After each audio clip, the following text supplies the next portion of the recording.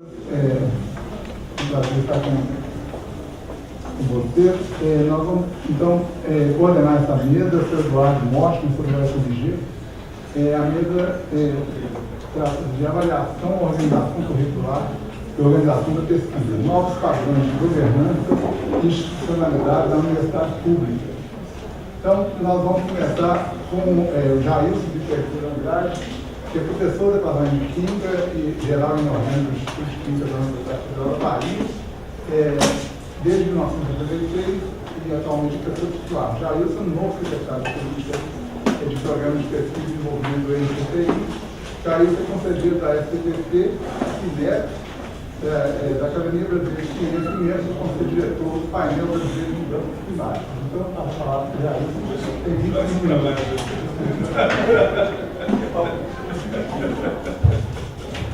Bom, boa tarde. Primeiro, agradecer a SPPC e ao professor Cury pelo convite para vocês. Eu usei o mesmo título da mesa, não quer dizer que eu vou falar exatamente sobre cada um desses aspectos. E algumas pessoas que estão aqui certamente poderão fazer correção, que é algo que nós já vemos tratando e discutindo há bastante tempo. Então eu vou fazer uma reflexão bastante pessoal sobre como eu vejo isso, como eu vejo a universidade pública nesse momento. Eu estou numa universidade pública, contando o tempo de estudante, de professor, há exatamente 45 anos, tendo muitas coisas acontecerem nesse período, e vou traçar para vocês a minha opinião pessoal, tanto que meu endereço ali é a Universidade Federal da Bahia. Veja, nesse novo século, que ainda está quase por em folha, eu acho que três aspectos eles permanecem ainda como os focos talvez principais, que é a sustentabilidade, a interdisciplinaridade, ou seja, a atuação de forma interdisciplinar, e a inovação. Então, esses são talvez os maiores desafios que nós temos nesse século XXI. Acoplado a isso, nós temos um sistema que, para atender essa agenda, e eu vou tentar mostrando a vocês como eu vejo a mudança de agenda, para mudar essa agenda vai exigir uma série de mudanças e atitudes. No final eu vou marcar um pouco o que eu acho que sejam essas mudanças. E essas mudanças vão do setor empresarial ao setor acadêmico. Ao meu ver, nós precisamos de uma reconfiguração. Parte dessa reconfiguração, da época que nós estamos falando disso, o professor Paulo César Vieira já escrevendo as coisas disso lá atrás, parte dessa reconfiguração, eu vejo, ela inclui uma reconfiguração ampla, do ensino fundamental à formação pós-graduada. E, ao meu ver, parte disso já está ocorrendo, sem que se perceba tanto, não é? E nós vamos precisar de novos currículos, certamente, o professor Cury tem expressado isso bastante, novas concepções, novas formas de instituições educacionais e de instituições de pesquisa. E talvez o maior desafio que eu vou tentar expressar a todo tempo é que essas novas instituições, essa nova atitude, precisa que a criatividade e a coerência intelectual predominem. E não a visão corporativa, e já adianto um pouco minha fala, que é o que predomina hoje em boa parte das instituições. Eu acho que nós precisamos migrar para um local em que na universidade pública a predominância seja da criatividade e da coerência intelectual. Nessa sequência, esse quadro, nós já usamos ele intensivamente, eu mostro que o início, no final do século passado, o Edward Wilson escreveu um livro muito interessante, Consciência, foi muito lido na última década do século passado. E, a linha geral, ele dizia que as áreas fundamentais já tinham desaparecido praticamente, a química, a física, a biologia e a matemática. E que surgia, sim, temas, e que o importante era como essas disciplinas se organizavam em torno de temas. E nós inauguramos o século com a convergência científica e tecnológica, em que se falava em biotecnologia, nanotecnologia, ciência cognitiva e tecnologia da informação, de uma forma com grandes temas integrados. Ou seja, nós íamos de um ponto de átomos, de bits, de neurônios, genes, e todo esse sistema estaria interligado. Então, o que é que nós imaginamos disso? Esse sistema para que se atinja a interdisciplinaridade ou a sustentabilidade, é preciso cada vez mais de equipes interdisciplinares. Alguns se equivocam achando que ele ou ela deve ser interdisciplinar. Equipes interdisciplinares, em que os resultados principais sejam a inovação e mais ainda a educação. Sem educação, nós não teremos solução, né? Então, esse é o cenário que eu vejo dessas ideias. Então, eu imagino que as nossas instituições, pelo menos parte delas, precisa de um redesenho conceitual e de um redesenho na sua organização. Qual é o redesenho conceitual? Ambiente, vidas, materiais. Na leitura de um químico, que são os três grandes reatores. Todas as reações químicas elas vão ocorrer no ambiente, vão ocorrer relacionadas à vida, os materiais. E se pode usar, das mais diversas áreas de disciplinas, isso discutindo as inter-relações entre energia e matéria, as inter-relações entre causa e efeito, e entre estrutura e propriedade, qualquer coisa.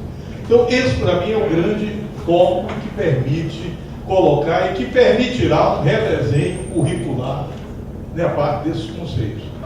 Não há dúvida de quando se fala em redesenho curricular, e muitos nessa sala já participaram disso, toda vez que isso é feito, a primeira coisa que acontece é aumentar o número de horas que cada sistema necessita.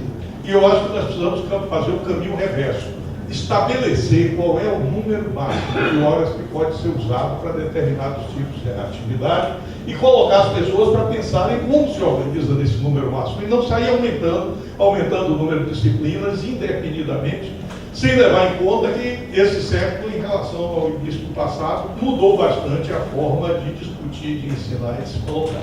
Então esse é um conceito. Seguindo, esse sistema, ele precisa de alguma integração. Não basta o sujeito ser especialista em energia e matéria, o outro em causa e efeito, o outro em estrutura e propriedades. Quer dizer, o sistema, o ambiente, a vida, os materiais, precisa ser visto sempre de uma forma o mais integrado possível e o mais articulado possível. Né? Então, o que é que acontece? No redesenho conceitual, eu acho que precisa ser acoplado a isso a parte cultural, a parte da arte, quer dizer, o que é o significado de bem-estar. E mais ainda, as disciplinas precisariam, ao meu ver, ser discutidas de uma forma em conjunto e não de forma isolada. Porque se observar que as disciplinas, as áreas básicas, por exemplo, elas já se integram, então é preciso discutir a relação. Ou seja, como elas se relacionam e o que é que significa essa relação. Ou seja, que em geral um acha que a outra disciplina está tentando engolir a dele.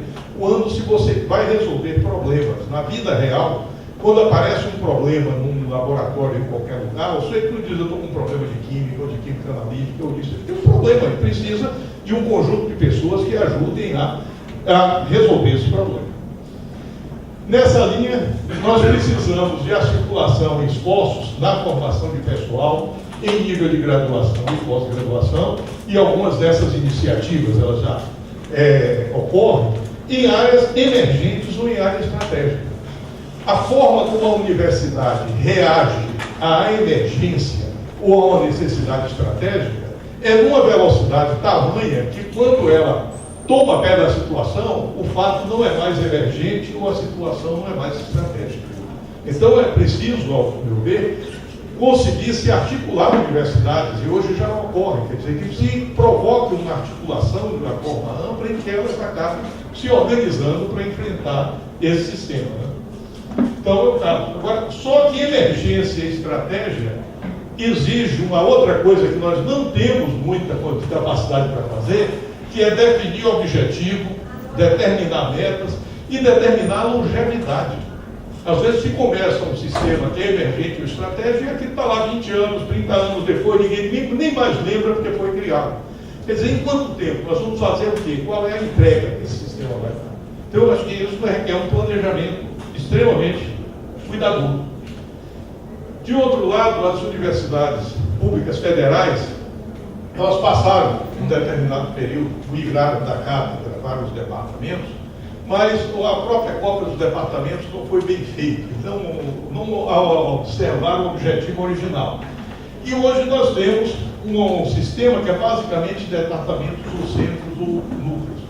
E não é comum, por exemplo, departamento de química. O meu departamento é de química geral e inorgânica. Quer dizer, que você começa a base de química geral. Aí o sujeito vai para o departamento de química analítica. Aí ele repete toda a parte de equilíbrio que o indivíduo aprendeu, raciocinando com uma série de fórmulas. Aí ele vai para a fisicoquímica repete várias coisas de química geral, porque acha que tem uma matemática melhor. Então, a maior parte do tempo do sujeito, ele está vendo a mesma coisa de uma forma diferente. Então, é preciso haver uma certa interligação em relação aos cursos, como em relação às atividades. O que nós vimos nesse redesenho institucional, e eu fico feliz, no momento que começamos a falar isso era um sonho, e hoje eu já vejo e continuo com essa transparência que o sonho começa a se formar, que é o quê? Estruturas de excelência. E o estrutura está entre parênteses, exatamente porque ela não precisa ter parede física, ela não precisa estar todo mundo reunido no mesmo local. Vocês vão ver que isso não acontece. Agora, essas estruturas precisam de autonomia institucional, porque muitas das universidades, nos últimos 10 anos, refizeram os seus regimentos e estatutos e os pioraram, tornaram ele mais castrense, mais amarrado. Então, precisa de autonomia. Sustentabilidade financeira. Qualquer setor que se faça, você tem que ter formas de como ir buscar os recursos. Inteligência e liderança. Quer dizer, o maior problema hoje, de uma parte das federais, é que quem faz 50% mais um no departamento, ele passa a ser dono do departamento ou da instituição. Quer dizer, não há, independe da inteligência. Já quando você organiza um time de pesquisa ou algo, dificilmente você vota para ver quem é que é o líder ele emerge. Uma situação da própria discussão ele emerge. Então a liderança tem que depender de inteligência, isso tem que emergir no sistema. Parcerias com o setor público e privado.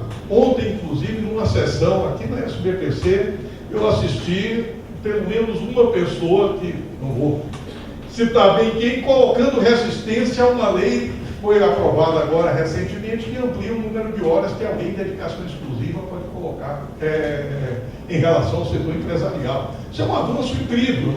A universidade não é um negócio descolado da sociedade. O outro lado, parcerias nacionais e internacionais, uma agenda de pesquisa interdisciplinar e pesquisa básica e aplicada, porque sem pesquisa básica você não tem solução. Então, o sonho é que se tenha essa reorganização, e nós vemos, por exemplo, um dos exemplos disso são os institutos nacionais, que o CNPq tem 126 espalhados pelo país, não tem estruturas físicas, mas só não se tirar a parte do formal do ensino, eles fazem muito disso e tem uma agenda de pesquisa, ao invés de apenas um projeto de pesquisa. Então, nessa sequência, eu queria destacar 3 pontos de um documento que a Academia Brasileira de Ciências fez e o ano passado entregou a todos os candidatos a presidente. E a Academia Brasileira de Ciências e a SBPC. A cada 4 anos ela faz um documento desse tipo. Não vou discutir muito, porque se vocês entrarem na página da academia, o documento completo está lá. Mas o documento ele abrange pelo menos 3 dimensões que eu acho que nós deveremos sempre tentar buscar nos projetos. É a dimensão de ciência, tecnologia e inovação, a dimensão econômica e a dimensão educacional social. Então, a gente precisaria ter cada vez mais de forma integrada. Em linhas bem gerais, o documento da ABC prevê um dos eixos, uma série de ações são listadas para que o Brasil vá à fronteira do conhecimento. Obrigado.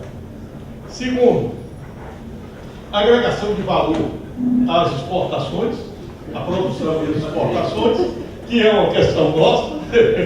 E, finalmente, o Brasil precisa de uma revolução na educação, é o que a academia vem pregando bastante com a SBPC, e a bioeconomia e a conservação e o uso sustentável dos biomas nacionais. Quer dizer, nós temos 6 biomas, sem contar o oceano, de certa maneira, e que precisam de sustentabilidade, mas também precisam estar bem atrelados às ações de bioeconomia. Mas a essência disso é mostrar que uma agenda, talvez, de pesquisa, ou uma agenda de uma universidade ou de um grupo de pesquisa relevante, ele precisa considerar a fronteira do conhecimento, precisa considerar os aspectos econômicos e precisa considerar os aspectos educacional e social. Então, o que é que nós temos? uma busca, ao meu ver, pela convergência. Qual é a busca pela convergência? Pela convergência entre educação, ciência, tecnologia e inovação. É difícil, esses sistemas são extremamente intrínsecos, eles dependem mutuamente, um desses programas é um desses setores do outro. Nessa busca da convergência, nós precisamos observar o que aconteceu e o que acontece nesses últimos tempos nas universidades públicas e nos programas. Quer dizer, como é que nós integramos nessa linha o REUNI, que é um programa que espalhou as universidades pelo Brasil. O Brasil era só litoral e universidade IFPA, e depois de REUNI não, ele avançou para o oeste do país. Por exemplo, a partir do REUNI, cerca de 40 mil jovens mestres e doutores foram contratados nesse Brasil inteiro. Estão contratados ou em universidade ou IFPA. Significa que vão levar lá 30 ou 40 anos. Significa que se não tiverem um apoio intenso e urgente, daqui a 5, 10 anos eles serão chefe de departamento, coordenador de colegiado, candidato a reitor, a diretor de centro, e aí não tem mais retorno. Esses mestres precisam de um programa urgente que viabilize a formação deles no doutorado, sem precisar ficar muito tempo fora do sistema, porque eles foram contratados para uma força de trabalho que é necessária. Quer dizer, o tempo que muitos de nós levou 4 anos fora, tranquilamente fazendo seu doutorado, quando já era professor, muitos desses não terão. E como isso, quando o programa de plataformas de conhecimento, o Pronatec, os INCTs, ou que venha a ser disso, pode trabalhar nesse sistema articulado. Então, essa é um pouco a convergência que eu vejo, como integrar esse sistema e ele possa funcionar como um organismo, e não de forma separada. Como o indivíduo, se um braço começa a crescer mais do que o outro, não é crescimento, é anomalia.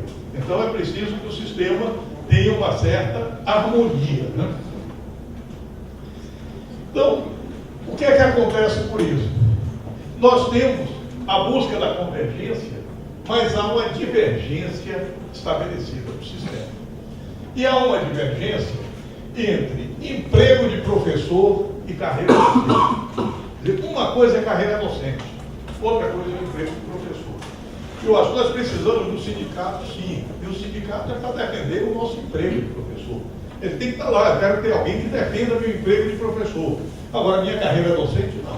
Minha carreira docente são os pares que devem seguir essa carreira docente. A progressão da carreira docente não pode ser automática, não pode ser um direito. É um direito do professor. Sim, mas é um dever dele cumprir uma série de requisitos para seguir essa carreira docente. Então, quando esses dois sistemas são misturados, aí dá um problema grande. Qual é o outro lado divergente? Uma coisa é a escolha de dirigentes, outra coisa é a eleição de dirigentes. Com as universidades, aliás, eu acho que o maior prejuízo que o país teve na entrada desse século foi a reeleição. A reeleição para presidente causou um prejuízo imenso às instituições. Os reitores, diretores já começam pensando na reeleição deles. E virou um processo completamente típico de eleição, que chega ao caso de algumas instituições, eu não sei se é o caso da UFSCar, mas eu estou falando genericamente, ter um segundo turno no processo de composição da lista. Você tem um processo de segundo turno na eleição. E bolo distante, as pessoas não gostam quando eu expresso. Isso é o maior exemplo de falta de ética dentro das universidades. Porque se reúne o Conselho Universitário na presença dos estudantes e acertam que vão burlar a lei. E burla a lei confundindo os dois sistemas. Então, isso é um sistema que precisa ser encarado, essa divergência, fortemente. O que é emprego, o que é carreira, o que é escolha de dirigentes, o que é eleição de dirigentes. Nessa linha, se nós observarmos algo, o professor Cury gosta muito disso, o primeiro marco da educação superior, formal, que é uma lei, é o decreto número 19.851, de abril de 31. É um primor. Os professores que ainda não leram isso, o que é um marco, é um primor. Tem, inclusive, parte dedicada ao convívio acadêmico, como deve ser o convívio na universidade. Ele tem é um primor, esse decreto. Ele é revocado 30 anos depois, que acaba com vários sistemas, inclusive com a cátedra, ele cria os departamentos, mas nesse momento em que ele é revogado, ele tem uma questão que eu acho muito boa. Ele cria o Conselho Federal de Educação, que é hoje o CNE, e cria com um formato parecido que é hoje. Então, isso causa um avanço muito grande. Mais tarde, se vocês observarem, só 30 anos depois, isso é rearrumado, e surgem as câmaras de educação básica e as câmaras de educação superior, que organizam e que dão um bom tratamento ao sistema de educação superior.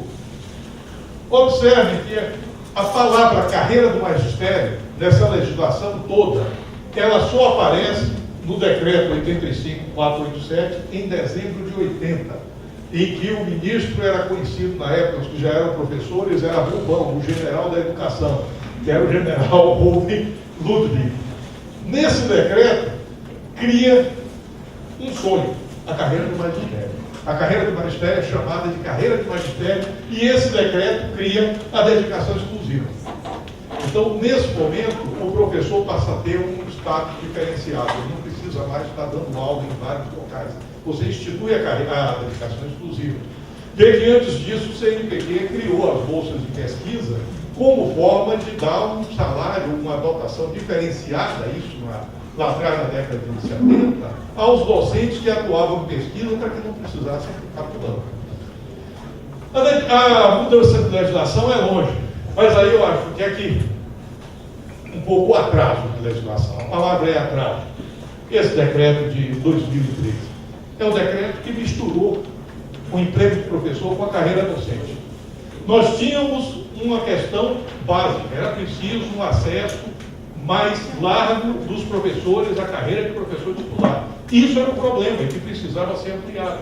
Tinha um outro problema, com a mudança da lei ligada à aposentadoria, com a reforma da Previdência, o professor que migrasse de uma carreira para outra, ele deixava uma carreira em que ele tinha aposentadoria integral e ia para uma posição que ele tinha aposentadoria parcial. Quer dizer, é um outro problema do emprego, isso precisava ser resolvido. Agora, ao invés de resolver a questão do emprego, o que aconteceu... obrigado, agora funciona. O que aconteceu é que a carreira deixou de ser carreira. Quer dizer, a carreira só para o sujeito correr. Eu já vi vários colegas dizendo, eu tenho direito meu de ser professor titular. Ele somente corre ali e espera o tempo.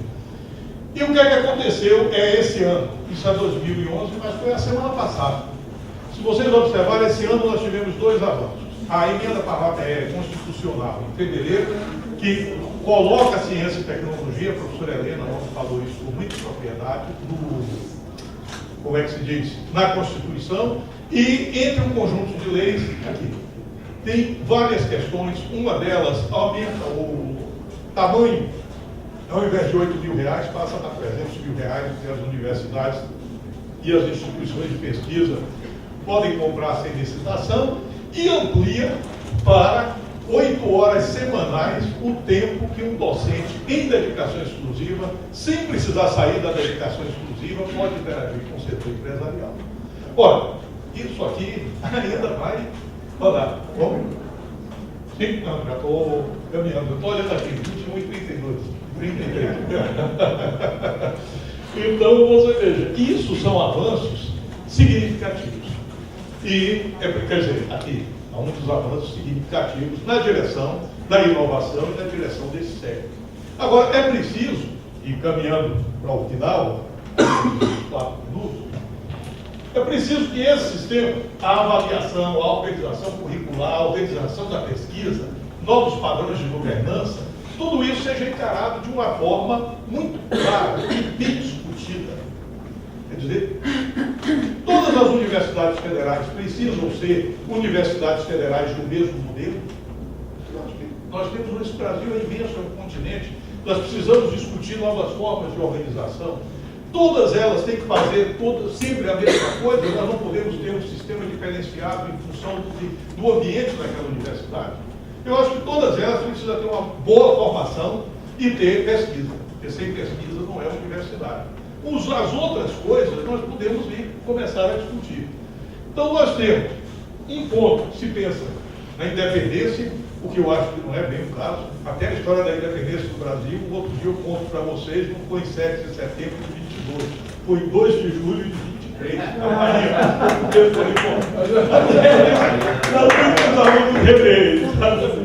Então, nessa linha, eu vou dar uma visão de novo, a penúltima transparência, um pouco da minha visão. Aquele decreto de 31, ele coloca que a universidade tem ensino, pesquisa e extensão.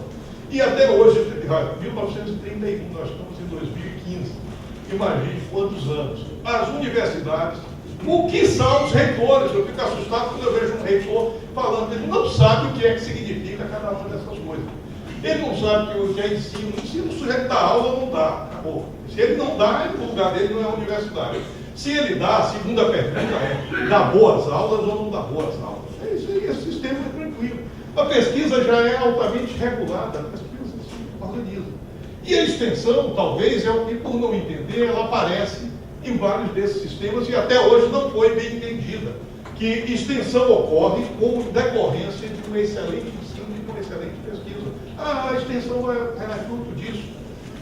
Então, o que é que nós tivemos de 31 em diante? Na década de 60 vem a ditadura. Aí, além de ensino, pesquisa e extensão, centro de resistência é a ditadura, é a universidade. Termina a ditadura. Você começa na década de 80, que a universidade tem que interagir com a empresa. Pessoas que faziam trabalhos de pesquisa belíssimos, de coisa básica, começavam com contorcionismo para mostrar que tinha alguma coisa aplicada. Bem o próximo. Com o Reúne, ela teve mais além de ensino, pesquisa e extensão, a inclusão social.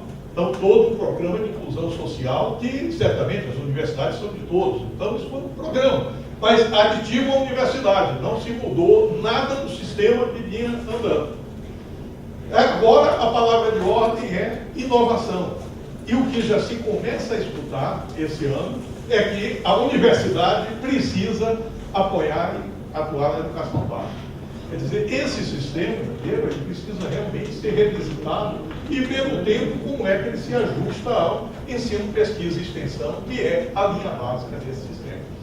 Então, a última, transparente, significa que eu disse, a mudança consecutiva é que me parece que se precisaria de uma inovação total na universidade, ou seja, um processo de destruição criativa. Ou seja, uma quebra de paradigma. Não estou sugerindo destruir a universidade, não, pessoal. Destruição criativa é quebra de paradigma, ou seja, aquela quebra de paradigma.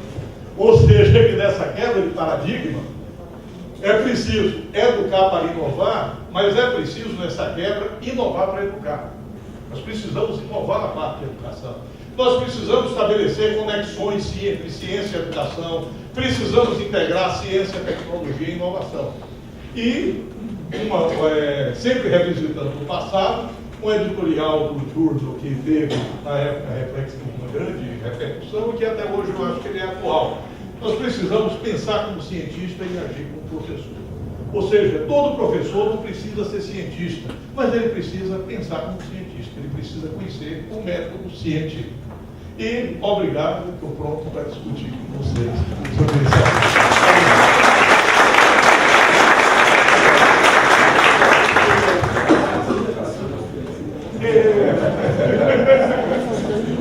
Obrigado, Jair. Nós vamos ter a discussão ao final, de todas as partes. Agora eu vou passar a palavra a Cílio Baeta Neves, cientista político, a Cílio Afonso Baeta Neves, diretor-presidente da Fundação de Amparo à Pesquisa do Rio Grande do Sul. Também atuou como pró-reitor de pesquisa e pró-pós-graduação da Universidade Federal do Rio Grande do Sul e secretário de Educação Superior do Ministério da Educação, presidente da CAPES.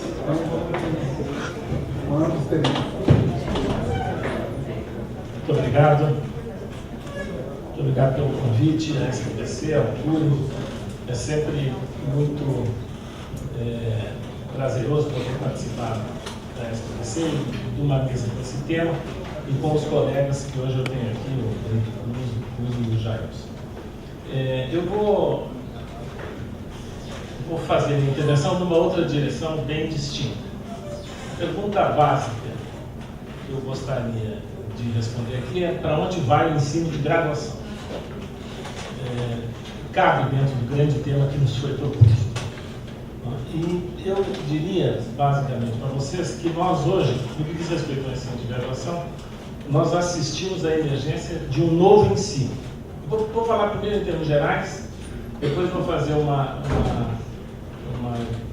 pequeno avanço primeiro no plano de vista das instituições, depois do ponto de vista das políticas gerais, políticas de governo, e em terceiro dos problemas que nós de fato enfrentamos no Brasil para fazer transformações consistentes e consequentes no ensino da graduação. Então, eu diria que nós assistimos à emergência de um novo ensino, baseado tanto nas novas tecnologias de informação e comunicação, como na recriação de relações tradicionais. Por exemplo, a relação professor-aluno, que se dá cada vez mais como uma relação fluida e fora da sala de aula. Segundo, na relação ensino-aprendizagem, nós temos cada vez menos transmissão de conhecimento e mais autoaprendizagem. Terceiro, na formação versus exercício profissional. Menos formação específica é a tendência e mais flexibilidade a partir do domínio de conhecimentos e métodos adaptados às situações as mais diversas. Nós temos também uma mudança importante a recriação das relações entre a ideia de curso e de educação continuada. Nós temos cada vez menos a ideia de cursos fechados, delimitados no tempo, e muito mais a perspectiva de que hoje nós vamos continuar, cada um de nós vai continuar se educando e cada um de nós deve ser oferecida a oportunidade de educação continuada.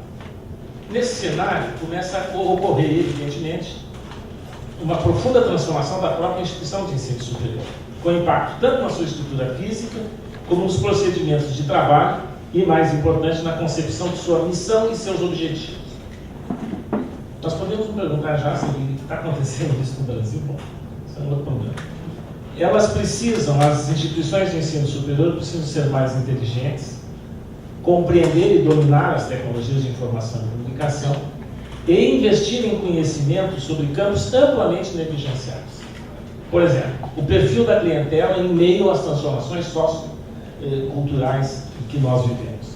As tendências das transformações econômicas no cenário de globalização, que redefine completamente, cada vez sempre de modo novo, o mercado de trabalho e, portanto, o destino básico dos profissionais formados. Conhecimentos também negligenciados com relação às condições de inserção dos egressos na economia e na sociedade. E, mais ainda, o que talvez fosse mais próximo das nossas instituições de ensino superior, nós precisamos avançar também no que diz respeito à própria natureza da evolução do conhecimento em meio aos desafios da interdisciplinaridade. As instituições de ensino superior não podem mais se furtar a acompanhar a dinâmica internacional de transformações socioeconômicas, mesmo que pretendam exercer um papel local ou regional. Elas precisam, a essa altura dos acontecimentos, pensar globalmente para agir consistentemente no plano local ou regional.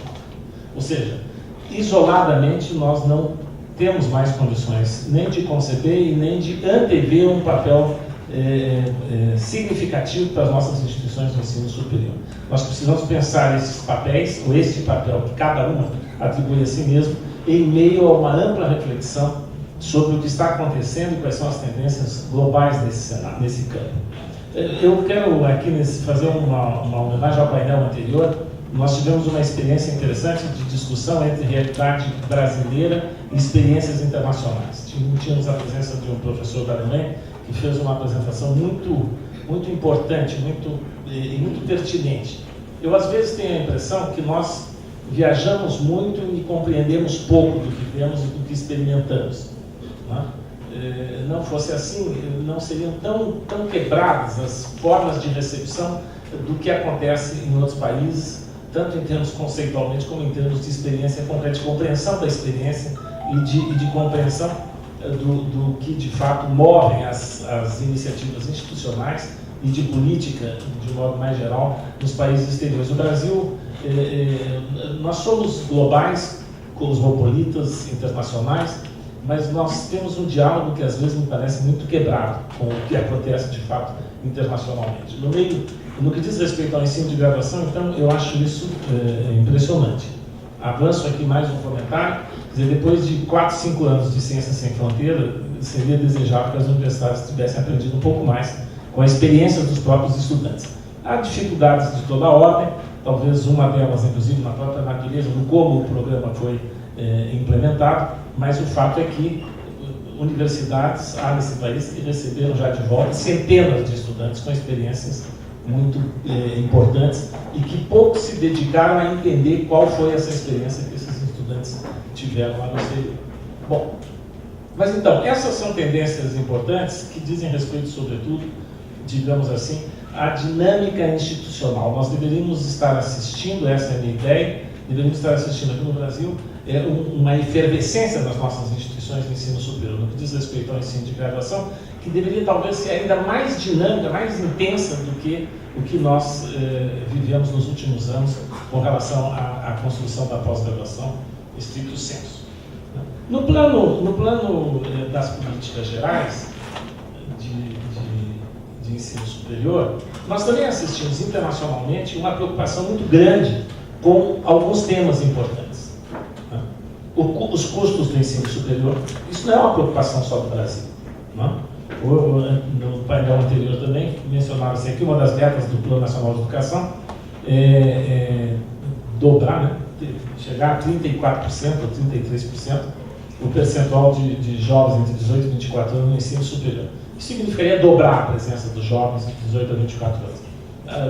Só isso coloca um problema sério de custo. Quem financia esse crescimento? O Brasil, a turbulência que nós tivemos. Bom, a expansão do ensino público certamente não será. Não? Com toda a expansão que acompanhou o Reúne, nós não conseguimos passar de 25,5% dos estudantes do ensino público. E a expansão no ensino privado, que foi acelerada, mas também não suficiente nos últimos tempos, com a turbulência do FIES e do ProUni recente, já mostrou que aí nós temos uma limitação espantosa, e a equação de financiamento do crescimento da expansão do ensino superior no Brasil está longe de ter sido resolvida. Bom, mas é uma preocupação séria em qualquer outro país, a preocupação com os custos do ensino superior. Vocês devem ter visto recentemente um documentário sobre a Universidade Americana, em que o tema fundamental era o endividamento dos estudantes americanos com crédito educativo que torna inviável. Nós estamos falando lá, ou eles estão falando lá, de 1 trilhão de dívida, 1 trilhão de dólares de dívida dos estudantes por conta do crédito educativo que eles são obrigados a contrair para poder concluir os seus estudos nas universidades públicas ou não públicas americanas, todas cobram. Um outro problema sério, que já foi mencionado aqui antes no outro painel, que é importante e que é internacional, é a evasão. A evasão é muito alta em muitos lugares, no Brasil ela é altíssima, deve estar para cima de 40% na média, em algumas carreiras chega a mais de 50%, ou pelo menos a média deve estar em torno de 40%, em algumas chega a mais de 50%. Depois, uma terceira preocupação geral é a maior sintonia que se espera entre a organização e a performance do ensino superior e as demandas da sociedade. Aqui introduz-se fortemente o tema da diferenciação da oferta de ensino superior. A tal ponto que cunhou-se já há algumas décadas a expressão ensino pós-secundário e não mais ensino superior, para dizer que no ensino pós-secundário nós teríamos uma gama diferenciada de oportunidades de formação depois do secundário, entre elas a universitária, como nós gostamos de mencionar e imaginar que fosse, digamos assim, a forma natural, hegemônica, plena de ensino superior. Não é mais isso. Não é mais isso, digamos assim, tanto da perspectiva da natureza diferenciada da demanda dos estudantes, ou seja, aquilo que vem das expectativas dos estudantes, oriundos de diferentes camadas sociais, inclusive porque quanto mais inclusão social, mais nós incluímos pessoas com perspectivas e pontos de vista diferentes a respeito da utilidade da formação que esperam receber e da importância que atribuem a essa formação. Um outro aspecto fundamental também discutido internacionalmente é o da qualidade. E aqui eu gostaria de fazer um comentário para dizer o seguinte. Nós tivemos, talvez, a maior experiência de reforma do ensino superior baseada nessas constatações, ou seja, custo, evasão, maior sintonia da performance do ensino superior com as demandas da sociedade e qualidade, falta alguma que eu logo menciono, foi a reforma de Bolonha e o processo que transformou, buscando harmonização, como foi mencionado antes aqui também, harmonização entre sistemas nacionais de educação superior, num contexto de avaliação dura sobre esses outros elementos que eu mencionei, custo, evasão, etc. etc. Essa reforma de Bolonha apostou que seria possível integrar os sistemas nacionais a partir de algumas noções simples, a redução noções simples que ajudariam a enfrentar os vários problemas simultaneamente. Primeiro, a redução do tempo de formação do bachelor, do bacharelado. Isso deveria diminuir a evasão, porque aceleraria a formação dos indivíduos e os indicaria ou ofereceria para o mercado de trabalho mais rapidamente. A ideia de criação, de construção de um sistema de créditos que facilitaria a aproximação dos sistemas nacionais e que criaria uma base a favorecer a busca de equivalência do ensino oferecido nas mais diversas regiões. E, em terceiro lugar, a ideia de que a preocupação com a qualidade deveria ser tanto uma preocupação institucional como, portanto, a avaliação deveria se universalizar quase como uma prática nas instituições universitárias, nas instituições de ensino superior, e, por outro lado, a acreditação deveria se impor também como um mecanismo e um instrumento que asseguraria a equivalência no desempenho geral dos sistemas nacionais. Bom, a experiência mais recente de Bolonha mostra que esses 3 anos acabaram produzindo muito estresse psicológico sobre os estudantes, porque eles compactaram demais as disciplinas nos 3 anos, e aumentou a dissociação entre as expectativas da economia e da sociedade com relação ao desempenho desses estudantes. E na verdade, hoje, ao invés de uma formação média de bacharelado de 4 anos, hoje, inevitavelmente, cresce a pressão por conclusão do mestrado, e os estudantes estão todos tendo que fazer 3 anos de bachelor e 2 anos de mestrado, senão o mercado não os reconhece como aptos. Agora, um ponto, então, reforma por reforma, as coisas não são assim também, ou seja, nós poderíamos experimentar as nossas, coisas que nós não estamos fazendo, nós não estamos experimentando nenhuma reforma, desde o projeto encaminhado pelo ministro Tarso Genro para o Congresso, não aconteceu nada no Congresso, não estamos experimentando mais nenhum, mas nós poderíamos experimentar as nossas. Um ponto importante na experiência europeia, no entanto, para nós é a experiência europeia, com todos esses elementos de base e com as suas expectativas, ela sempre deu ampla liberdade acadêmica para as instituições. As instituições constroem os seus projetos acadêmicos, as instituições, nunca se fala em homogeneização do estudo, se fala em busca de equivalências entre formação oferecida em condições diversas e segundo modelos e concepções diversos. Esse ponto é um ponto-chave para nós entendermos a confusão que nós estamos metidos no Brasil. No Brasil nós falamos muito no discurso da diversidade, da pluralidade e da independência das instituições no que diz respeito à construção dos seus projetos pedagógicos e trabalhamos de outra parte para torná-las o mais homogênea possível e o mais, digamos assim, avessa e desinteressado no processo de mudança, de inovação e de criação com liberdade de ofertas e oportunidades de formação diferenciadas. Recentemente, eu fiz um trabalho com o Conselho Nacional de Educação, um projeto de revisão das diretrizes curriculares nacionais e da oportunidade de rediscussão de um novo desenho para o ensino de graduação, os currículos do ensino de graduação. E ao longo desse trabalho eu pude constatar algumas coisas importantes. De um lado, os documentos fundamentais que inspiram as diretrizes curriculares nacionais do começo dos anos 2000 até 2007, eles foram todos fundamentalmente apoiados na concepção de que era preciso e era conveniente estimular a diversidade, a independência e a criatividade das instituições de ensino superior na construção dos seus projetos curriculares. Pouco a pouco, no entanto, a gente foi vendo que esse esforço, essa orientação das diretrizes curriculares nacionais foi sendo domesticada pela realidade brasileira.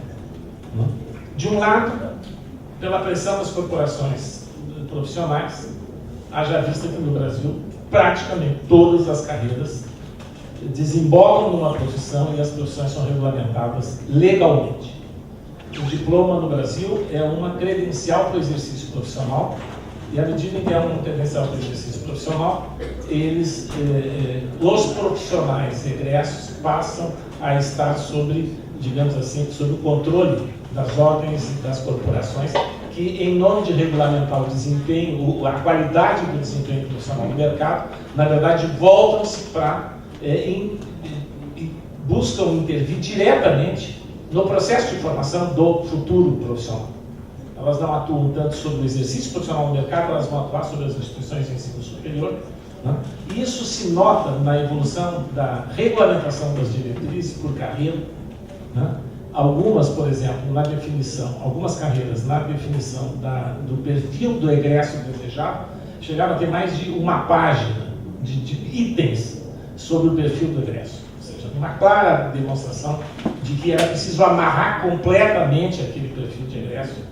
Era necessário que não se deixasse uma margem de dúvida a respeito do que caberia naquele perfil do egresso, tendo em vista que assim se demarcava completamente o campo correspondente ao controle do exercício profissional pela corporação que intervinha naquele papel. Segundo ponto importante, que ajudou a domesticar no sentido perverso o esforço todo desencadeado pela elaboração e divulgação das diretrizes curriculares nacionais, foi, curiosamente, o sistema de avaliação nacional. O Cury já falou bastante no painel anterior, talvez ele volte a falar a respeito. Né? Mas a verdade é que o nosso sistema de avaliação da graduação, ele se mostra um sistema que, por puro burocratismo, tolhe completamente a ideia de autonomia e de independência e de criatividade das universidades. Aqui eu acho que vale a pena um comentário sobre, eu estou me referindo ao painel anterior, porque no painel anterior ele devia ter sido quase que grudado com esse aqui, eu misturado. Nós temos no sistema de avaliação uma série de problemas, mas o pior deles, nesse trabalho que eu desenvolvi há pouco tempo, eu ouvi de um pró-reitor, assim, alguns depoimentos muito interessantes, mas um pró-reitor dizia assim: olha, professor, a nossa universidade faz um esforço enorme para conceber os seus currículos da forma mais independente e criativa possível, mas tem o efeito avaliação. Mas que efeito avaliação? O efeito avaliação é que os sujeitos chegam aqui e nos cobram com indicadores burocráticos, desempenhos, que se nós formos muito inovadores, nós não vamos atingir nunca. Então a gente não pode correr muito risco. Nós não podemos correr muito risco. Do outro lado, eu também ouvi depoimentos, e na prática é isso, eu também ouvi depoimentos que dizem assim: olha, os requisitos que estão nos exigindo nos impedem de, por exemplo, avançar na internacionalização das propostas curriculares, na diminuição do tempo de sala de aula em favor, por exemplo, de maior tempo para a autoaprendizagem, para o trabalho de supervisão dos professores, etc, etc. Por quê? Porque tem o controle da quantidade de horas correspondente ao tempo de formação de um profissional, e essas horas são fundamentalmente contadas como hora em sala de aula, com exceção dos 10, 12, 15% que se deixa lá previsto como estágio, que aí pode ser fora da sala de aula. Bom, então o sujeito tem que ficar na sala de aula o tempo inteiro. E se tirar da sala de aula, se mostrar uma variação por mínima, aquilo ali conta negativamente. Esse sistema nosso de avaliação é tão estranho, e eu fiquei intrigado de ver que a Folha de São Paulo, no seu ranking, ela usa a pior coisa que nós tivemos a oportunidade de acompanhar para a avaliação da graduação. A Folha assumiu, quer imaginar que eu melhoro a qualidade do ensino de graduação com professores mestres e doutores. Isso é uma percepção difusa, completamente sem fundamento. Ninguém me mostrou que onde eu tenho mais doutores, eu tenho ensino de graduação muito melhor de onde eu tenho menos doutores. muito mais em condições diferentes. Isso aí isso deriva do seguinte: se eu tenho uma formação em nível superior, eu certamente sou melhor professor em sala de aula. Bom, então, isso é só para dar um exemplo. E um outro exemplo que eu achei mais absurdo, que tem um pouco a ver com a graduação, mas só para terminar, que foi o seguinte: uma instituição particular esses dias me comunica o seguinte, que ela estava retirando da CAPES uma série de processos de cursos de universidade novos. Por quê? Porque se os cursos fossem aprovados com 3, como é o normal que o curso de universidade seja aprovado, ela, na próxima avaliação da universidade, ela perderia pontos, porque os cursos 3 baixam a nota da universidade, mesmo sendo novos.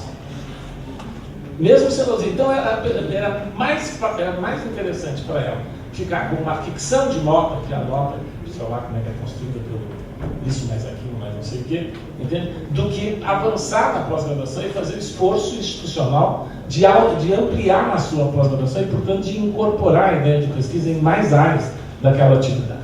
Bom, mas, então, para concluir, o que eu acho é o seguinte: nós temos desafios que são percebidos claramente por nós, aqueles que eu mencionei no início. Os desafios da política institucional, da política de ensino superior, também não são nem novos aqui. Eu quis dizer que os nossos desafios são os mesmos desafios internacionais, ou de outros países. O problema é que nós não estamos refletindo sobre esses desafios a ponto de fato, construir uma política de transformação e de construção de uma nova universidade no Brasil. Não é? Se nós associarmos esse tipo de abordagem e as instituições, por sua vez, ao contrário, nós estamos fazendo sinalizações contraditórias com relação a objetivos da própria política, que é, muitas vezes, como eu disse no caso das diretrizes curriculares, de incentivar a flexibilidade, etc., e um sistema de avaliação que não facilita, muito antes pelo contrário, combate e pune a flexibilidade e a criatividade. Mas se nós juntarmos o que falou antes o Sr. Jailson, com algumas dessas minhas observações, eu queria dizer, gente, está nos faltando muita política de ensino superior. Está na hora da gente voltar a fazer política de ensino superior, pensar seriamente sobre os desafios e sobre ações estratégicas que nos ajudem a construir, de fato, um cenário diferente daqui a 10, 15 anos. Mais ainda sabendo que a verdadeira expansão do ensino superior ainda está por vir. Os nossos indicadores são muito baixos. Nós estamos abaixo da Bolívia em matéria de taxa líquida de matrícula, nós estamos abaixo da Argentina, evidentemente, há muito tempo. Quer dizer, não tem cabimento nós termos quase metade da taxa líquida de matrícula da Bolívia. Então, qual ensino superior? Como devem ser as nossas instituições para enfrentar uma onda de expansão que nos faça chegar a pelo menos 25%, 30% da faixa etária no nosso ensino superior? Muito obrigado.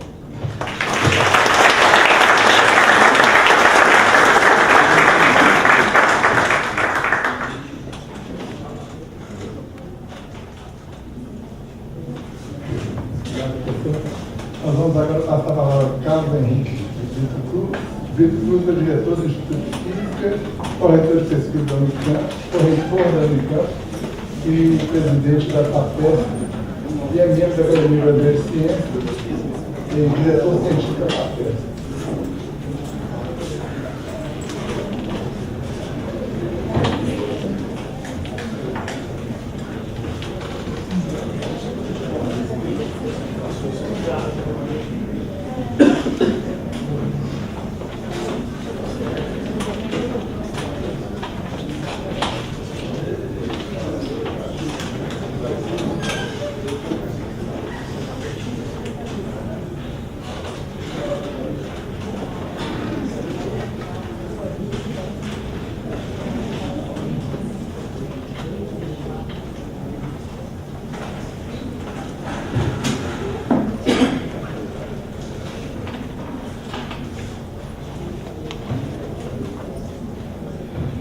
Boa tarde.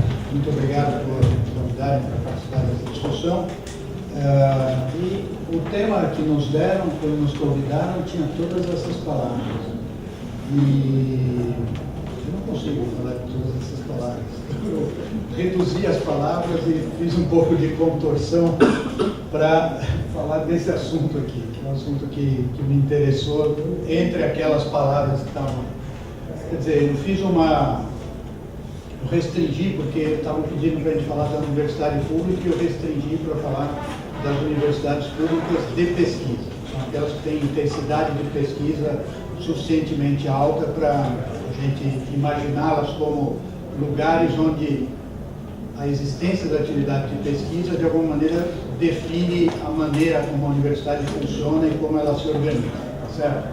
E eu tentei transformar as várias palavras na seguinte pergunta: se houvesse recursos, autonomia e incentivos certos, que governança que a gente gostaria que houvesse nas universidades para que a gente pudesse esperar que elas se tornassem universidades excelentes por padrões internacionais e não por padrões locais, certo? Então a pergunta é, se a gente tivesse todas essas coisas, o que mais que precisaria fazer? Vocês vejam que na pergunta eu já estou assumindo uma coisa, eu estou assumindo que somente recursos, autonomia e incentivo não faz uma universidade funcionar.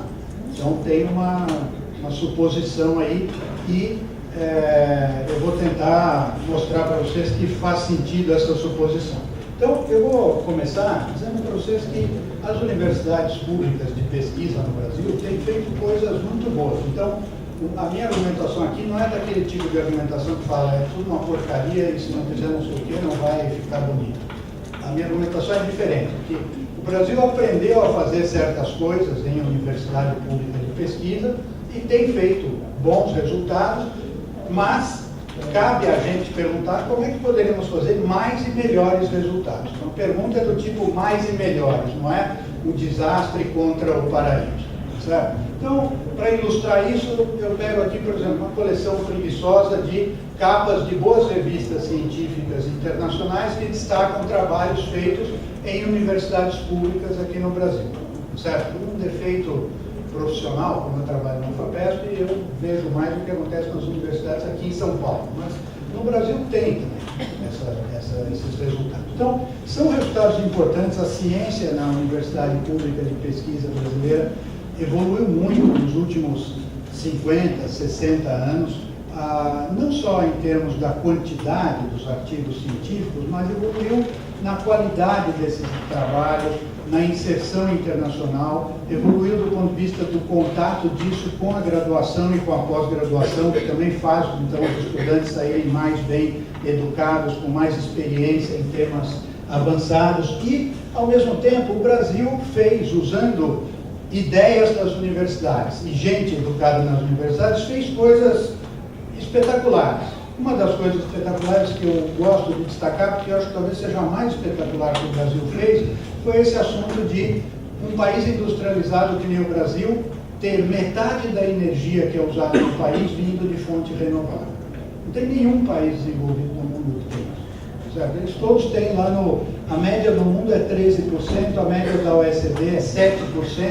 Quer dizer, numa época em que o mundo inteiro está falando como é que faz para emitir menos carbono, para conter a mudança climática global, o Brasil mostra para o mundo um jeito de organizar a produção de energia no país, onde metade da energia é de fonte renovável. E dessa metade, no gráfico da direita, vocês vão ver que um pouco mais que um terço da metade, que dá os 18% do total, é a energia que vem de cana-de-açúcar, que é o etanol que faz com a cana aqui em volta de São Carlos e Mato Grosso, em Goiás, etc. Quer dizer, é um super resultado que um monte de país do mundo tem inveja e gostaria de ter. As universidades trabalham com as empresas, então está aí um exemplo, por exemplo, de ITA, USP de São Carlos, Unicamp, Universidade Federal de Santa Catarina, trabalhando com a Embraer para fazer avião que voa no mundo inteiro. Em todos os aeroportos do mundo tem esse avião da Embraer que está lá do lado direito. A figura que está aqui do lado esquerdo estava no relatório do projeto de pesquisa que a FAPESP financiou 3 anos antes de ter o primeiro avião, porque é o modelo de fluidodinâmica computacional que você faz antes de fazer o avião.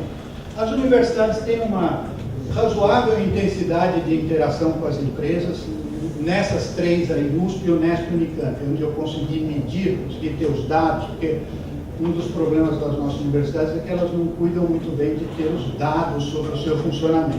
Mas essas 3 de São Paulo, como elas têm um regime de autonomia, que eles têm que ficar o tempo inteiro fazendo a conta de quanto dinheiro tem, vai dar até o fim do ano, não sei o quê, então eles sabem os números. Então, na USP, na Unesp e na Unicamp, a porcentagem do dinheiro de pesquisa, dinheiro que financia a pesquisa, que vem de contratos com empresas, está ali em torno de 5%. Na USP é 5%, na Unesp 6%, na Unicamp perto de 7%. Que é uma porcentagem super alta, como eu vou mostrar para vocês nessa figura seguinte, onde eu ponho essas 3 universidades junto com as 20 universidades norte-americanas que mais ganham dinheiro de empresa para fazer pesquisa. Isso aí é um gráfico, quando você mostra, as pessoas não acreditam, porque elas falam, mas todo mundo fala no Brasil que tem pouca interação da universidade com a empresa, mas não é verdade, tem bastante interação, tá certo? A Unicamp, posta junto com essas universidades americanas, ou seja, nos Estados Unidos, seria a 11ª que mais tem contrato com a empresa para fazer pesquisa. A Unesp seria a 14ª, a USP 16ª. Não é um lugar ruim para estar, especialmente considerando que nós estamos falando de um país como os Estados Unidos, onde todo mundo usa como modelo, né, como padrão ouro de interação de universidade com empresa. Então, vocês vejam, isso é para mostrar que tem realizações. Uma outra realização importante das universidades públicas de pesquisa no Brasil é criar empresas. Também, desgraçadamente, poucas universidades se dedicam a medir isso, a contar quantas empresas elas criaram. Mas a Unicamp se dedicou. Olha só essa figura aí, que legal. A quantidade de empresa que foi criada por aluno da Unicamp e por professor da Unicamp nos últimos 30 anos, tá certo? São 254 empresas, eles criaram 16 mil empregos, e essas empresas somadas ganham por ano 2 bilhões de reais, que é o mesmo número que o orçamento da Unicamp de um ano. Quer dizer, a Unicamp já foi capaz de criar empresa que cria riqueza igual ao valor do que o contribuinte põe para investir na Unicamp. Tem empresa aí que é pequena, empresa de 200 mil reais por ano, 300, mas tem empresa, por exemplo, essa aqui, ó, Padtech. Essa aqui são 3 alunos da Faculdade de Engenharia da Unicamp que estudaram direito o curso de eletromagnetismo, entenderam as equações de Maxwell, entenderam como é que funciona a fibra óptica, fizeram uma empresa de fabricar equipamento para comunicações ópticas. No ano passado, a empresa deles faturou 300 milhões de dólares. A empresa tem laboratório em Israel, tem laboratório na Itália, tem laboratório na Califórnia. Quer dizer, são 3 engenheiros da Unicamp mandando engenheiro em Israel, na Itália, na Califórnia, para fazer a riqueza que é importante para o Brasil. Então você vê que tem coisa. Então a gente não deve falar da universidade pública de pesquisa no Brasil como um lugar fracassado, como um lugar que está sucateado, não faz nada. Não é assim. Tem resultados muito, muito importantes e tem muito mais do que isso. Se eu tivesse 3 horas aqui, eu podia ocupar as 3 horas de vocês, ou 30 horas, contando esse tipo de resultado. Ao mesmo tempo, as universidades públicas de pesquisa no Brasil também têm certos desafios. Um deles, para ilustrar, hoje em dia a gente fala desafio para não falar problema, certo? Tem certos desafios, tem certos problemas. Um deles é o que eu mostro nesse gráfico aí. É um assunto relacionado com o impacto da ciência que se faz. Quer dizer, o resumo do gráfico é assim: toda vez que muitos de nós aqui na sala vão falar para os estudantes sobre as grandes descobertas da ciência, a gente fala, o Watson e Crick acharam a estrutura do DNA, o Einstein fez a relatividade, Niels Bohr fez a teoria atômica, não sei, a gente nunca fala de um brasileiro que fez uma coisa que todo mundo para prestar atenção. Certo? É disso que eu estou falando. Impacto na ciência é isso. É ter descobertas. Foi algum cientista no Brasil que criou, que quando você falar disso em Cambridge, quando se fala disso na Califórnia, quando se fala disso em Paris, os caras vão lá, mas essa ideia é boa mesmo. Certo? E o jeito de medir isso que tem é contar quantas citações os artigos científicos têm na literatura internacional e dividir pelo número de artigos. E aí comparar com a média do mundo. E nesse gráfico eu estou comparando 9 países, desde 1981 até 2013. Quando sobe no gráfico, quer dizer que o mundo, a comunidade científica mundial, prestou mais atenção na ciência feita naquele país. Então vocês vão ver lá em cima uma linha cor de laranja, que é dos Estados Unidos. É meio estável, está 40% acima da média mundial. Depois tem uma linha marrom, que é o Reino Unido, que tinha um impacto um pouco menor que o dos Estados Unidos. A partir dos anos 2000, subiu, passou a ciência do Reino Unido ser mais chamar mais atenção mundialmente do que a ciência dos Estados Unidos. Essa linha azul marinho aqui é a Itália. Olha a Itália que interessante. Veio aqui de estar 20% abaixo da média mundial para chegar lá e ter um impacto que nem o impacto dos Estados Unidos. Depois aqui tem um bolo de países que são esses: Espanha, China, Argentina, México, Coreia do Sul e Brasil. Eles têm em comum que todos começaram aqui nessa faixa de 0,7 a 0,3, tá certo? A China, que começou mais embaixo aqui, está lá em cima, quase chegando na média mundial, a linha cor de laranja, tá certo? E o Brasil, que começou numa situação que não estava muito ruim, esse aqui, tá certo? Continuou nessa situação medíocre o tempo inteiro e continua lá abaixo de todos os demais. Então, isso aí é uma coisa que é desafiante, porque tem financiamento para pesquisa, tem bons cientistas no Brasil, por que não faz ciência que o mundo olha e fala, isso aqui foi uma ideia boa, certo? Então, mais ou menos o que eu vou falar em seguida tem a ver com isso. Tem a ver com isso, mas o resumo até agora é assim, é que as universidades públicas de pesquisa no Brasil têm pontos fortes e têm pontos fracos. Tem pontos fortes que foi, como eu falei, o crescimento da base científica, contribuição evidente ao desenvolvimento econômico e social, instituições algumas que já são vistas como competitivas internacionalmente, tem bons casos institucionais de relacionamento com a sociedade, seja com empresa, com governo, etc.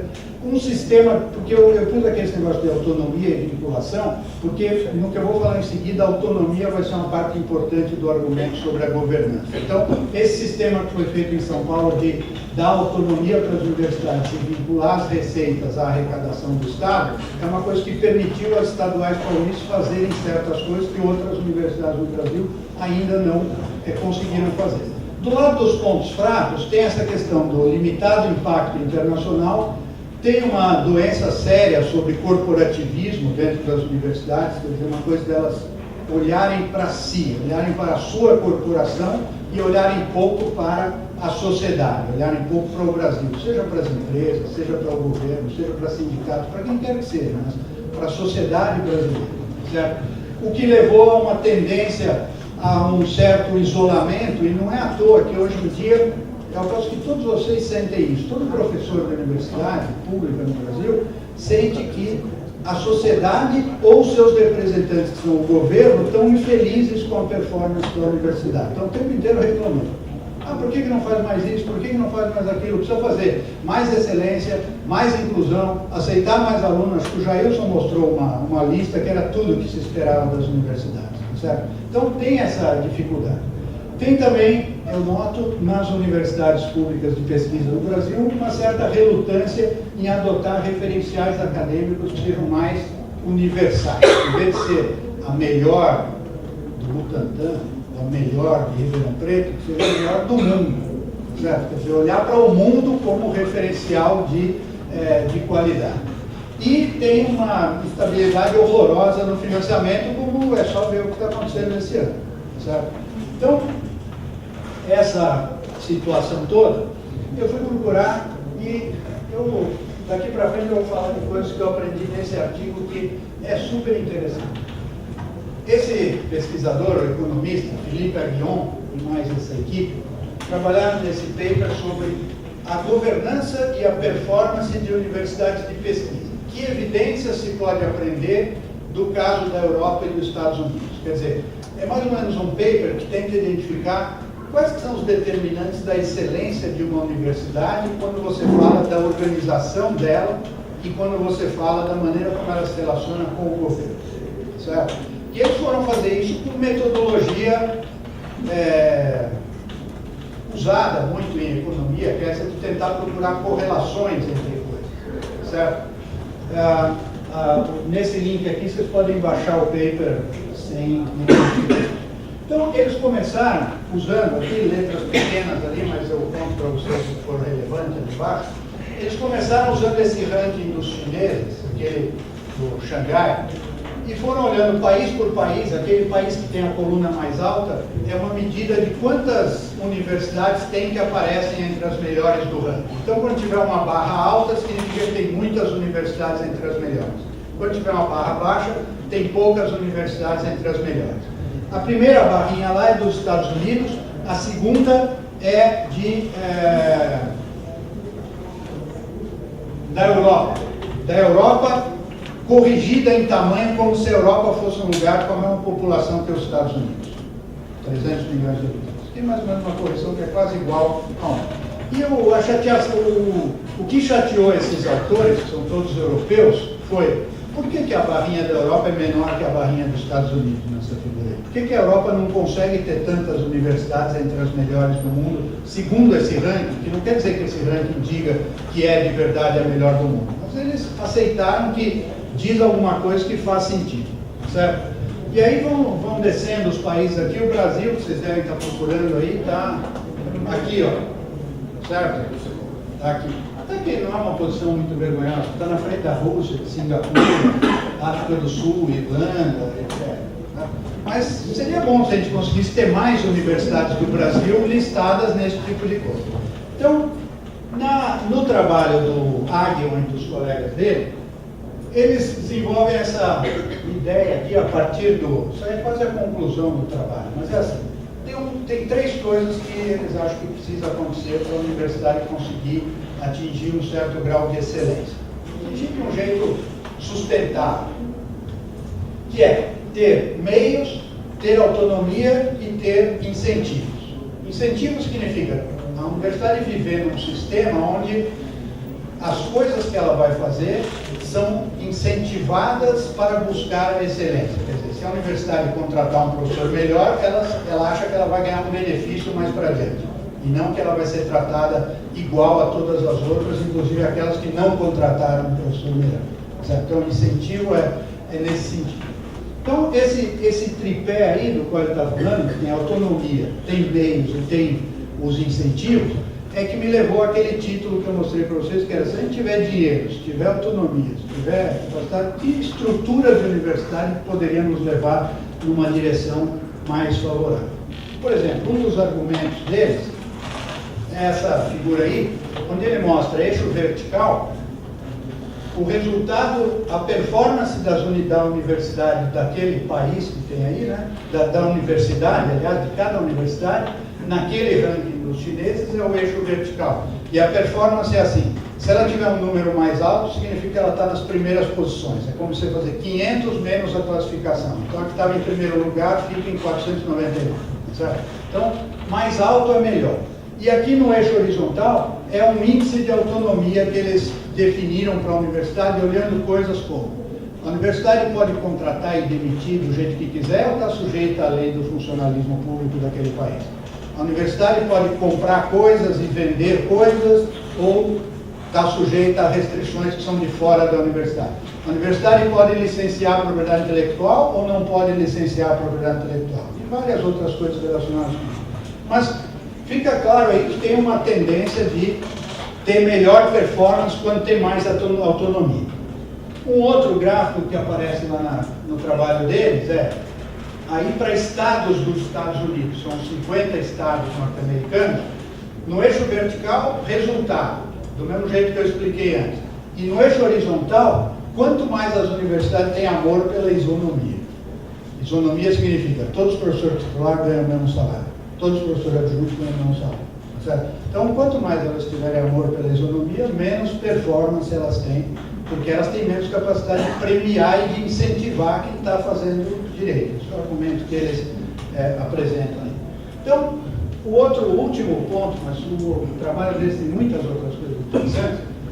O último que eu queria mostrar é que eles fizeram um trabalho difícil de tentar sintetizar sobre a composição do Conselho Superior das melhores universidades do mundo. O que tem em comum entre elas? Lembrem que eu falei para vocês no começo, eles estão procurando os determinantes da excelência, quer dizer, o que faz a estrutura de uma universidade impeli-la a ser melhor. E eles, uma das coisas, é claro, eles foram olhar o Conselho Universitário. Do lado esquerdo, aqui na figura, estão as universidades americanas. Do lado direito estão as universidades europeias. Então, nas universidades americanas, você vai ver essa parte cor de laranja muito grande. Essa parte cor de laranja significa, e a parte, tem uma cor de laranja e tem uma amarela, certo? Essas duas partes aqui. A parte cor de laranja e a parte amarela são pessoas que não são da universidade, são de empresas, de banco e de fundo de investimento. Eles separaram gente que é da indústria e gente que é do setor financeiro. Então você vai ver que nas universidades americanas tem muita gente, né, de indústria, fundo de investimento. Olha essa aqui em Stanford, certo? De 32 membros, tem 21 membros que vêm de algum fundo de investimento. Isso aí relaciona-se, é claro, com o fato que essas universidades estão o tempo inteiro buscando o recurso de alguém para funcionar. Porque elas não funcionam só com o dinheiro que o governo dos Estados Unidos da América dá para eles. Depois tem coisas menores, por exemplo, menores aqui, mas importantes na universidade, o presidente, o reitor, o vice-reitor e os gestores da universidade. São essa partezinha azul clara aqui embaixo.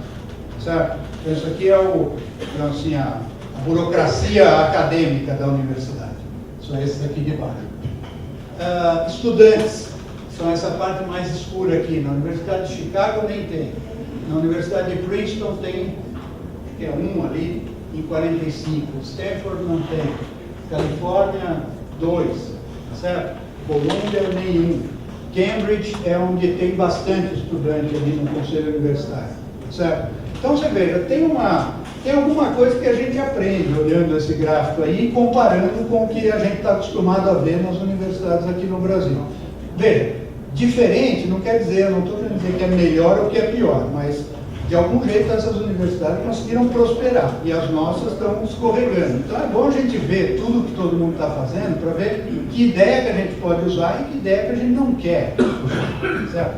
Mas veja a diferença, por exemplo, entre as universidades americanas, que eles armam ali que tem melhor performance no ranking, e as universidades europeias. Como as universidades europeias têm pouca gente de fora da universidade no conselho superior. Certo? Tem pouco financista, pouco banqueiro, pouco industrial. A da Copenhagen é que tem muito lá, que tem a metade praticamente.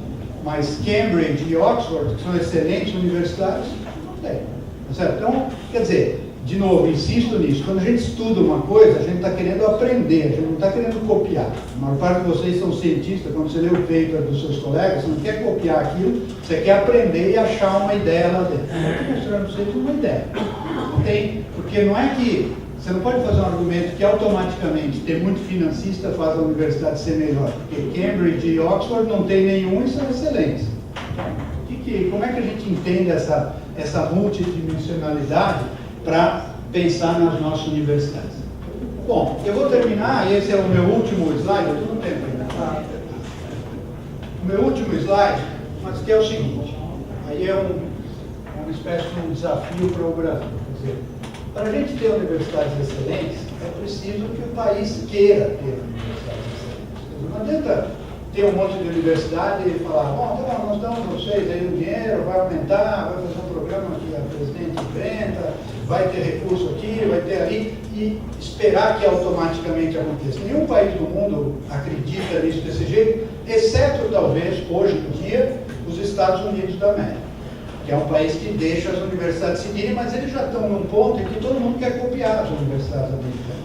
Quando, em 1865, o presidente Lincoln fez a lei do Land Grant, que ofereceu terra para fazer universidades em cada estado americano, desde que a universidade ajudasse a agricultura, a mecânica, etc., eles estavam querendo ter universidade que nem aquelas que eles olhavam na Europa que existiam. Então eles fizeram a iniciativa deles para isso. Então, a pergunta é, nós queremos ter isso no Brasil? Queremos ter universidade de pesquisa que seja excelente mundialmente? Em geral, eu falo que as pessoas não é assim, certo? Mas tem pessoas argumentos que não, nós só queremos ter um monte de universidade tudo igualzinha, meio medíocre e ficar feliz com isso. É possível, certo? Quantas dessas nós vamos ter? Quantas dessas nós conseguimos ter? Quantas delas nós conseguimos pagar? Porque quando você lê o paper do Agnon, você vai ver que para a universidade ter chance de entrar lá na categoria de excelência, tem que gastar tantos mil dólares por professor por ano, tantos mil dólares por aluno por ano. Se você gastar muito pouco, não vai ter. Quer dizer, fazer ciência competitiva, educar bem os estudantes, etc., custa um certo tanto. Formar gente bem educada custa menos que isso. Então, você precisa ver se você quer fazer excelente ou se quer formar gente bem educada. O que me parece razoável é que não dá para esperar que o Brasil vá ter 50 dessas universidades, certo? Que o Brasil consiga ter 6, 7, com muito esforço talvez consiga ter 10, se fizer, se um dia ressuscitar a economia brasileira, certo?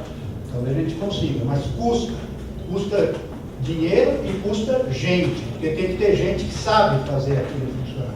Não é que você põe qualquer um ali e faz aquela coisa prosperar. Então, muitos países têm se debatido com esse problema e eles criaram essas coisas que eles têm chamado de iniciativas para a excelência. Eles chamam os alemães, chamaram os franceses, os ingleses e outros países menores. Quer dizer, uma iniciativa governamental para estimular e facilitar que algumas das suas universidades subam no panorama geral das universidades de pesquisa mundial. Sabe? Então, por exemplo, França, Alemanha, China, Singapura, Reino Unido fizeram isso. E em todos esses países você vê uma grande movimentação no mundo universitário. Por exemplo, no mundo francês, você já deve ter notado que está acontecendo um negócio das universidades se juntarem. Porque eles chegaram à conclusão que eles tinham universidade demais, que cada uma dedicava a certas coisas e nenhuma tinha força suficiente. Então elas estão se unindo para virarem coisas mais poderosas e o governo está dando meios e facilitando que algumas delas façam. Não é qualquer uma que resolve, nós vamos juntar todas as universidades de Marselha. Não, elas têm que fazer um plano, concorrer pelo recurso, etc. Então, são alguns exemplos. Eu acho que se a gente quiser ter no Brasil universidades excelentes, a gente deveria se pôr a fazer aquela coisa que todos vocês aí, todos nós aqui que somos cientistas, quando a gente quer fazer uma coisa, qual é a primeira coisa que a gente resolve fazer? Estudar o problema. Tá certo? A gente devia estudar como é que os outros fizeram essa coisa. Como é que os alemães fizeram, como é que os ingleses fizeram, como é que os americanos fizeram em 1860, e daí tentar tirar ideias que a gente possa usar aqui. Algumas coisas que aparecem em todas essas iniciativas são processo competitivo. As universidades competem para ganhar o apoio. Nenhuma tem o direito de ganhar o apoio. Elas têm que fazer alguma coisa, têm que escrever um plano, têm que mostrar que são capazes, têm que pensar no problema e competir por isso. Em todas essas iniciativas, eles sempre insistem muito no assunto do equilíbrio entre pesquisa e ensino. Eles não querem universidades que sejam institutos de pesquisa de primeira categoria. Eles não querem abandonar a parte educacional da universidade. Me parece uma coisa super razoável, porque a função toda da universidade é educar os estudantes, tá certo? A gente faz um argumento que é para ter pesquisa na universidade, porque isso vai educar melhor os alunos, mas não pode tirar os alunos e falar, não, vai ser um mega instituto de pesquisa. Depois, eles insistem muito no projeto alemão, tem muito isso sobre como é que a universidade vai desenvolver a sua infraestrutura institucional para apoiar o ensino, para apoiar a pós-graduação, quer dizer, como é que ela vai criar meios para fazer aquelas coisas funcionarem, certo? E depois o assunto de autonomia, recursos e incentivos. Autonomia pedagógica, financeira e de gestão, inclusive para recursos humanos, recursos estáveis disponíveis em prazo razoavelmente longo e iniciativas alavancadas na pós-graduação e na pesquisa e, ao mesmo tempo, conectadas com a graduação. Então, veja, eu não estou apresentando para vocês aqui muitas respostas, provavelmente nenhuma resposta, mas eu estou apresentando uma ideia, que é, se o Brasil quiser ter universidades excelentes, talvez a gente conseguisse ter universidades excelentes internacionalmente, mais depressa um pouquinho do que nós estamos fazendo, se o Brasil resolvesse fazer um acordo, sentar os brasileiros numa mesa, sentar os brasileiros, eu digo, por exemplo, governo federal, governos estaduais, porque no Brasil, no assunto universitário, governos estaduais às vezes têm um papel importante. Sentar todo mundo numa mesa e falar, como é que a gente faz para escolher aqui 5, 3, 10, quanto dinheiro tiver, para fazer essas universidades em 10 anos estarem entre as 20 melhores do mundo. E aí vamos fazer um plano nacional para fazer uma coisa que eu acho que só faria bem para o Brasil. Muito obrigado.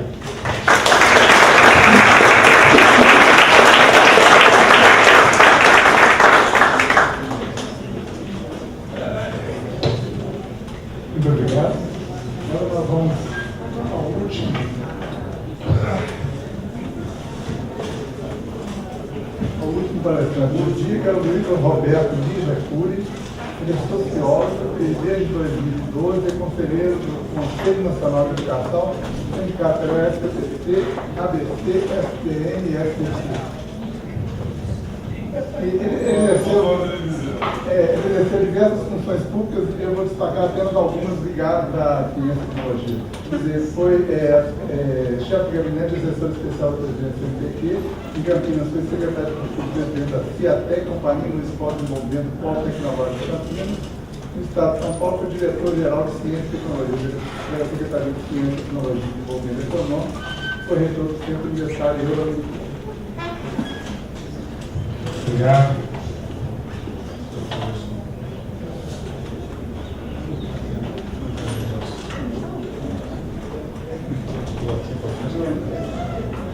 Bom, nós tentamos ser repetitivo, que é a terceira palestra de hoje. O tema é quase o mesmo, né? Mas aí eu desmembrei um pouco essa conversa aqui. Vou o Jair dá uma visão ampla sobre as coisas tratadas aqui, né? Tratou muito bem de tudo. O Abílio focou a questão das políticas públicas, especialmente a questão da graduação, e o Brito focou as perspectivas de centros de excelência no país, usando diversos exemplos de universidades paulistas que são todos muito interessantes, né? E também acrescentando propostas.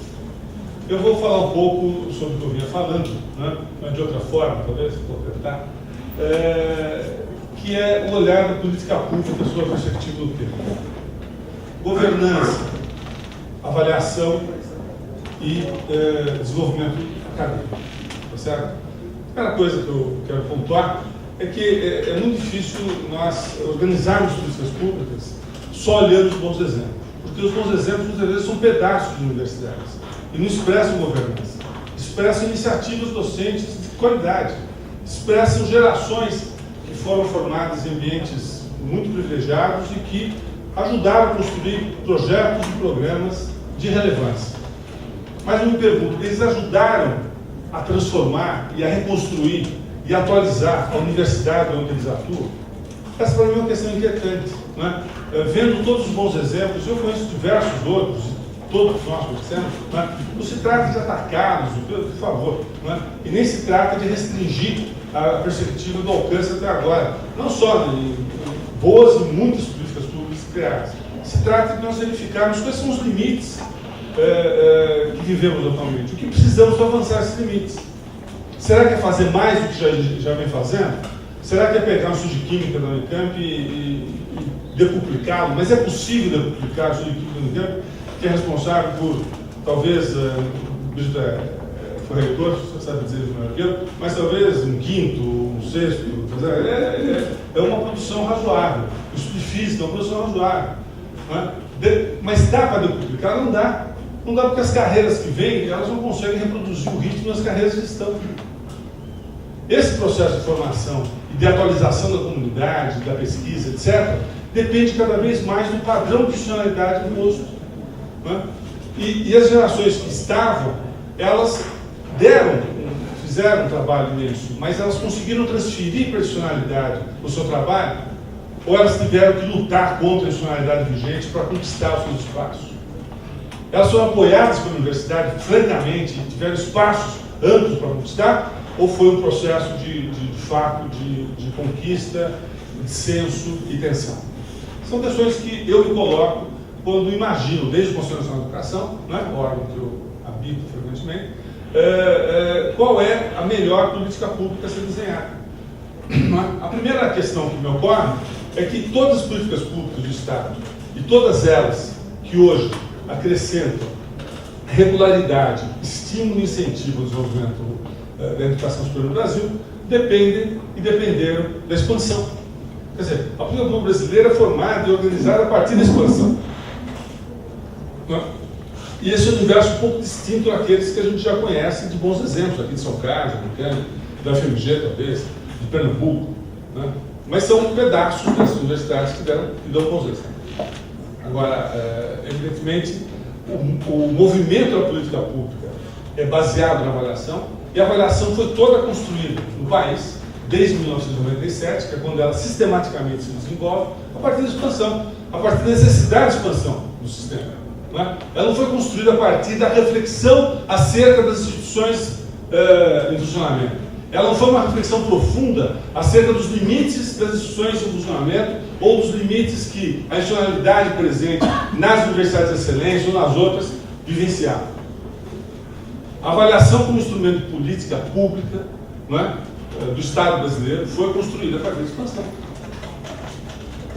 Antes de 97, ninguém se lembra da avaliação. As comissões de avaliação, tudo isso foi feito a partir da regulação da LDB. Eu sei bem porque foi o que fiz. Eu era secretário de Política da Educação Superior, junto com o senhor Abílio, que era secretário de Educação Superior na época. Essa função atribuída a nós, à época, instalou um procedimento, não é, de induzir a regulação a partir da avaliação.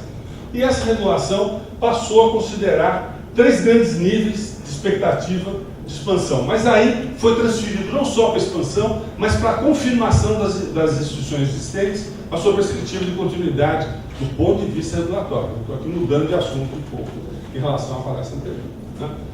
Quer dizer, do ponto de vista regulatório, as instituições, para continuarem, precisaram se submeter a um processo de avaliação.